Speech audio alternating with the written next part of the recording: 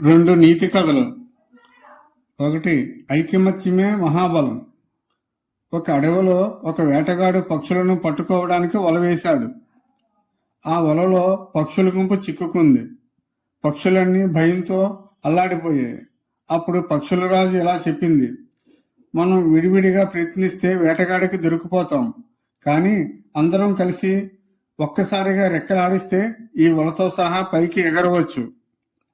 పక్షులన్నీ అలాగే చేశాయి. అన్నీ కలిసి వలతో సహా ఆకాశంలోకి ఎగిరిపోయాయి.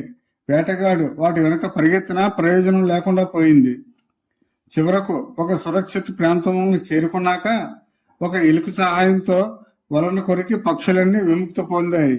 నీతి: కలిసి ఉంటే కలత సుఖం, ఐకమత్యమే మహాబలం.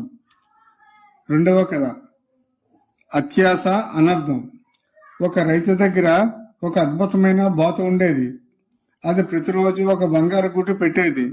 ఆ గుడ్డును అమ్మి రైతు ధనవంతుడయ్యాడు. కానీ అతనికి త్వరగా ఇంకా ఎక్కువ డబ్బు సంపాదించాలని అత్యాశ కలిగింది. ఈ బాతు కడుపులో చాలా బంగారు గుడ్లు ఉంటాయి, రోజుకి ఒకటి తీసుకోవడం కంటే ఒకేసారి బాతును కోసి అన్ని గుడ్లను తీసుకుంటానా అని అనుకున్నాడు. వెంటనే ఒక కత్తి తీసుకొని ఆ బాతును కోసేశాడు. తీరా చూస్తే ఆ బాతు కడుపులో ఒక్క గుడ్డు కూడా లేదు.